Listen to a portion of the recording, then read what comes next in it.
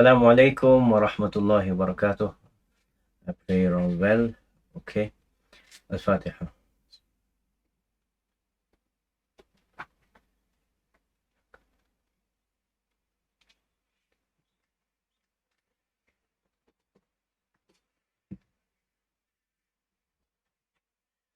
Bismillahir Rahmanir Rahim. Alhamdulillahi Rabbil Alameen.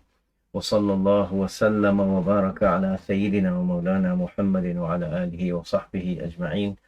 Allahumma allimna ma yanfa'una wa anfa'na bima 'allamtana wa amnahna ya Rabbana ilman wa 'amalan wa qurban ya arhamar rahimin. Allahumma zidna wa la tanqusna wa akrimna wa la tuhinna wa a'tina wa la tahrimna وآثرنا ولا تؤثر علينا وأرضنا وارض عنا يا كريم. So, Alhamdulillahi Rabbil Alameen. My dear friends, we were looking at Surah Al-A'raf. We were looking at the incident of Sayyidina Musa alayhi salatu wasalam, where he first faced Fir'aun with the miracles that Allah subhanahu wa ta'ala gave him. Fir'aun had demanded them that if you really are, if you really do have a sign, then show it. The rational argument Sayyidina Musa had was sufficient, but Fir'aun has this God complex, so he needed to see it, right? So this is what happened, and then we saw that they saw what was happening. They saw the staff turn into the serpent, and Sayyidina Musa's hand glow extremely bright, alayhi salatu wasalam, and the first thing they did was to twist the matter. It's just magic, so let's go find magicians, let's find the best magicians and see how he stands up against them, right? So we looked at the last time where they sent out all the magicians, and now what happens? Allah subhanahu wa ta'ala said, وَجَاءَ السَّحَرَةُ فِرْعَوْنَ. So the magicians came to Fir'aun. قَالُوا. So the question is, what did they do? قالوا, they said, إِنَّ لَنَا لَأَجْرًا إِن كُنَّا نَحْنُ الْغَالِبِينَ, saying, shall we receive a suitable reward if we prevail? So obviously the first thing here is the word ja'a. So these magicians were all highly revered and respected in Egypt, and they came full of confidence. People looking up to them, and seeing that these people are the cream of their profession, that they will be the ones who are going to be able to defeat Sayyidina Musa alayhi salatu wasalam in the challenge.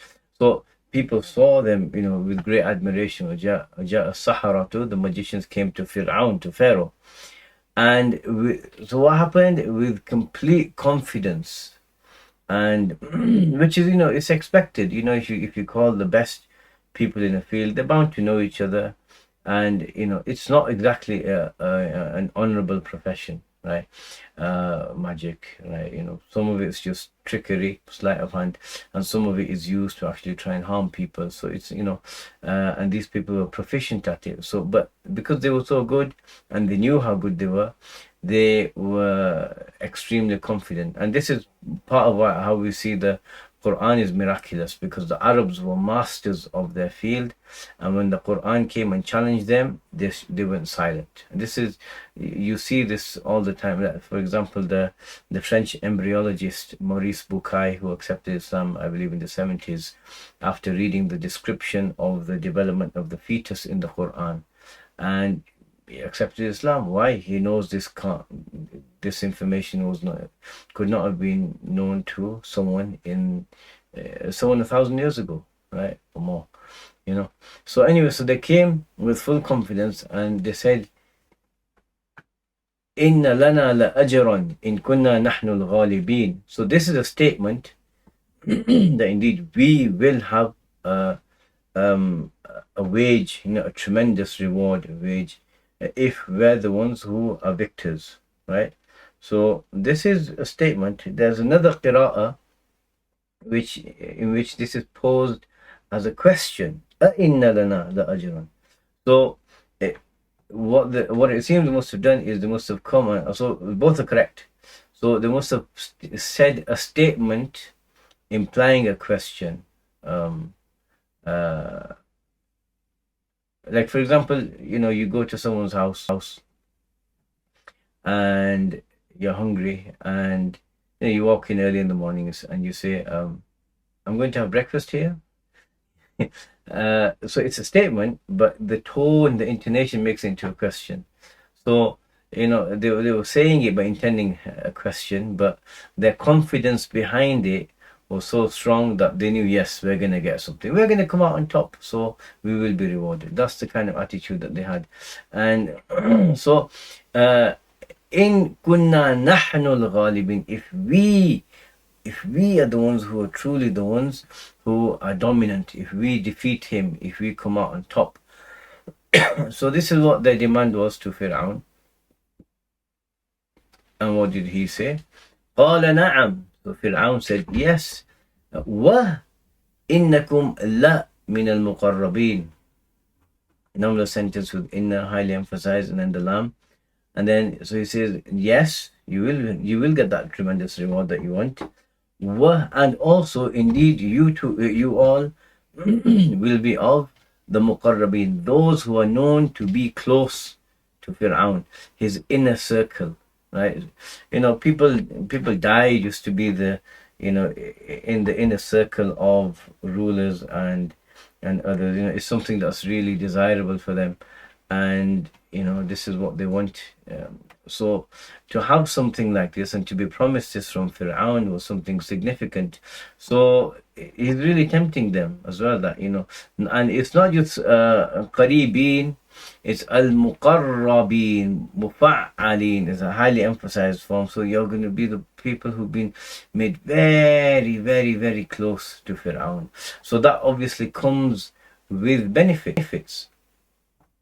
If you're in the company of the ruler, then you'll be given special rewards, you'll be given special places to really live, and all the pomp and everything that comes with being someone like this. That's with the ruler. And then when you go out away, you have influence, and people want to just be nice to you. They want to slip some money in your pocket, right? Why? In case in case you can do them a favor, put in a good word for them. So there's a lot of opportunities that come in these positions for people who seek this kind of leadership. So he's promising that to them, but on the understanding that they're going to defeat Sayyidina Musa alayhi salatu wasalam. So the Quran is brief and succinct. Extraneous details are usually omitted. So the next thing is so the scene moves to the day of the event, and it's Duhan, as we know from other verses, Yawm Eid. It's a festival that they have, so everyone's gathered. And Fir'aun wanted to do this because he thought the magicians will be able to defeat Sayyidina Musa alayhi salatu wasalam, and he wanted to end this matter publicly, so no one starts getting any thoughts about, well, maybe Musa is right. So the word has spread. People aren't going to just turn up if they think, some magicians are going to do some tricks, right? So word has spread that there's a man, he's come and he's done something, and he's claiming to be a messenger from God, and now Fir'aun's got the country's best magicians out, and they're going to challenge him. And so everyone's there. Everyone likes to see a good old challenge, right? So what happens? They're there in the arena. قالوا يا موسى إما أن تلقي وإما أن نكون نحن الملقين. They said, "O Moses, will you cast, or shall we be the first to cast?" So Imam Zamakhshari says here that they're extending professional courtesy to him. That people who are in a profession, when they're coming for a debate or a challenge or whatever, good sportsmanship. You allow the other person, you offer to them, do you want to go first? And so that's one aspect of it. But beyond that, it speaks to their great confidence in themselves and their skills. They feel that they're going to win, right? So it's just a formality. So they say, okay, do you want to go first, or وَإِمَّا أَن نَكُونَ نَحْنُ الْمُلْقِينَ. And then the way they've worded it, Abu Saud says that, the extra wording and the way they've expressed it, and they put the nahnu, the dhamir al-fasl, it indicates that they really wished to go first. Because sometimes, someone comes and does something so great, it's a hard act to follow, right? And those after, lose confidence and these sorts of things. And so they wanted to go first. But in this situation, what happens? Sayyidina Musa, Allah subhanahu wa ta'ala inspires him, right? And he's told, so Sayyidina Musa says to them, okay, you cast first, so throw your whatever, the instruments you have of your magic to produce whatever effect you're going to do. You go ahead and you do that first. قال ألقوا. Moses said, you first, you throw. فلما ألقوا سحروا أعين الناس. So when they threw what they were throwing, their ropes or whatever, their ropes and their sticks they had, right? سحروا أعين الناس. When they did, they deceived the eyes of people. واسترهبوهم, stunned them and made a great display of magic. So when you see this, you have to understand, we are living in a world where, for multiple generations now, people have been seeing images on screens, large screens, the cinema or whatever, cinematography, the way things are framed, and these images of massive ships shooting at other ships, or massive dinosaurs or monsters, and these images have an effect. Like if you to bring someone from a desert island who's never seen anything like this, and show him something like this, he'd probably run. He'd turn around and run out of there thinking it's real. You see, like like a train coming at you or something like that. And so that's what was happening, that these people were seeing these things happen in front of them. Their ropes and their sticks look like snakes. So Allah says, قال ألقوا, Musa says throw. فلما ألقوا سحروا أعين الناس. So when they threw, he said they deceived the eyes, they bewitched the eyes of people. So magic is of various forms. One is just a light show, for example, right? Just a display that's not real. And then there's other forms that are real, that are used to harm people and these sorts of things. And so what happened is, he said saharu a'yun an-nasi, they bewitched the eyes of people. So what people were seeing, they were tricking them into thinking that they're seeing real, the snakes and their staffs and sticks turned into real snakes, and those snakes are moving about and doing all sorts, and moving with each other, and people were shocked, and they're seeing this. And then that's why he said wastarhabuhum, and they completely filled them with it stunned them. But rahba is like fear, like this, they fill them with fear. Like imagine loads of snakes in front of you. It's not a sight people think to be inconsequential. Normally when people see a snake, they're scared. And so the wording istarhaba, it's like they made them as afraid as they could be, almost as though they're trying to be more afraid, right?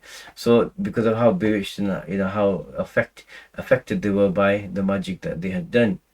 And then just to show that it wasn't just a trick, so that's something insignificant, that these people were skilled, right? They really were skilled. To show that, Allah subhanahu wa ta'ala says, وَجَاءُوا بِسِحْرٍ عَظِيمٍ, and they did, once again, a tremendous, they did sihr, magic, indefinite, sihrin, huge, عظيم, tremendous. It was an amazing, like a momentous display of magic, right? Had this not been a challenge to the Prophet Musa alayhi salatu wasalam, it would have been something that would have gone down in the history books for another reason. Not for the fact that they were, they lost, but for the reason, and you know what happens next, but for the reason that it was huge, it was amazing, right? And you know, had it been against the pretender, they would have been just declared the winners. But then what happens? Um, Allah subhanahu wa ta'ala says, وَأَوْحَيْنَا إِلَى مُوسَى أَنْ أَلْقِ عَصَاكَ. I believe in another surah, Sayyidina Musa felt a little bit of um, nervousness, right? And so Allah subhanahu wa ta'ala directly inspired him that, you know, we're with you. So he said, and we inspired to Musa, we revealed or inspired to Musa, and alqi asak, cast down your staff, throw your staff. So and then the Quran doesn't mention him actually throwing it down. It just mentions what happened immediately after. So it's as though he's thrown it down. It's as though as soon as Allah said it, the staff was a snake and eating their ropes and their magic. It's just immediate, right? That's how it's presented. It's quite eloquent, quite beautiful. فَإِذَا هِيَ, so once again, فَإِذَا الْفُجَائِيَ, immediately, suddenly, it هي تلقف ما يأفكون. It's eating, it's devouring all of the objects of their illusion. So the ulama talked about ma yafikun, what they lied with, what they deceived people with, this illusion. From the word afaka or afika is to divert someone from something that he should be doing, something that's right and good and, you know, moral, and you know it should be this way, to divert them away from it and to get them to do something else. So anna tu'fakun, like it happens, is said in other verses, how can you turn away from what you should be, right, what you should be doing and believing in. So here the lies that they formed with these, or the illusion that they formed in the minds of people through bewitching them is false, and this falsehood is trying to deter them away from seeing the miracle of Musa alayhi salatu wasalam and the truth of his message. But what happens? The snake comes and it devours them, it eats them. That what they were using to try and deceive people with, gone. Literally, it's gone. It came and it ate them, right? And you know, it's just beautifully expressed in the next. فَوَقَعَ الْحَقُّ وَبَطَلَ مَا كَانُوا يَعْمَلُونَ. The truth prevailed and the illusions failed. Right? Interesting wording. So the word haqq has the meaning of something that's appropriate, wise, perfectly suited for that's a secondary meaning, right? Or that's not the meaning I want to focus on here. There's also a meaning haqqa idha thabata, something that's firm and fixed is haqq, right? Whereas batil, one of the meanings of something that's batil, batala, is for something to be perishing. You know, it perishes and it disappears. So the haqq is something firm that remains, and the batil is something that perishes. And then it's used for truth and falsehood. After this, you know, it's a secondary meaning. So waqa'a means for something to fall, right? And usually when things fall, they make an impact. Imagine a big rock falling, boom, right? There's some birds there did fly off at the sound of and the vibrations of it. The scale, if you put something really heavy in a scale, it falls down. That's the effects. The truth came and landed, and there was no space for anything else, right? وَبَطَلَ مَا كَانُوا يَعْمَلُونَ. And that which they had been doing, you know, this whole process they kept doing over and over, all of it perished. It was gone. All of the lies, you know, that they were trying to support with their magic, gone. It's not going to change anything. It's not going to do anything. Well, batala, and it perished that which they were doing repeatedly. And this is the case. This is the truth.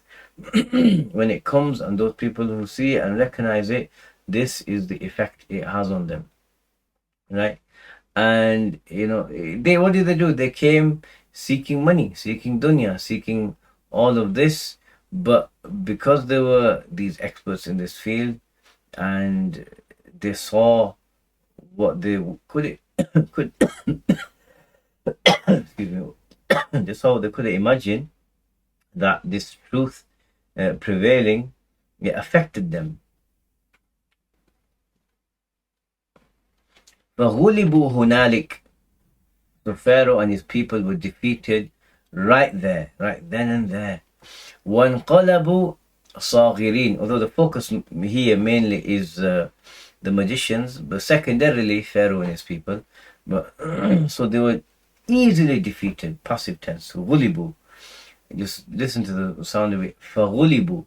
Very easy to say. فَغُلِبُوا. They were easily defeated. هُنَالِكَ, then, or there. وَانْقَلَبُوا. From inqalaba, to change or to flip something. They were trying to change the appearance of things to make it look like they were turning their ropes into snakes, but Allah changed their situation. And وَانْقَلَبُوا, and they ended up صَاغِرِينَ, from saghar, to be abased and humiliated, connected to the root word of to be small, because someone who's humiliated feels small and lowly, as opposed to someone who's arrogant, who feels tall and proud, and so and then they ended up as people who are completely humiliated, صاغرين. And naturally, because they're not facing other magicians, they're not facing something that human beings are doing, they're facing what Allah has done, right? Allah changed the reality of that snake, that staff, into a snake, and it devoured their false magic. So, but what happens is sometimes when these barriers are knocked down, Allah benefits people, right? When the barriers of confidence and the barriers of self-confidence or overconfidence and delusion and these sorts of things and arrogance are gone, a person is open to the truth, right? Because they don't feel too good. They don't feel like, yes, we're superior, we're too good to follow. Like all that goes, and then they're left wide open to the truth, and then they can process it. So they see this, and then their their jaws must have dropped, and they must have seen that, wow, this is not normal. This is not magic. We know magic. This isn't magic. Look what he's just done. That's the real thing. And what has he been saying? He's the messenger from the Lord of the worlds. So you know what? It must be true. And they all had this realization. So then what happens? Allah subhanahu wa ta'ala says, وَأُلْقِيَ السَّحَرَةُ سَاجِدِينَ. And the magicians fell down prostrating. Ulqiya, same word used earlier to throw your staff and throw your magic, to toss something, to let it fall on the ground.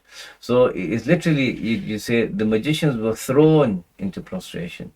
Who threw them? Right? They jumped, they dived down into prostration, but the truth and the reality of this matter dawning and hitting home meant that they just fell down. It's as though it was involuntarily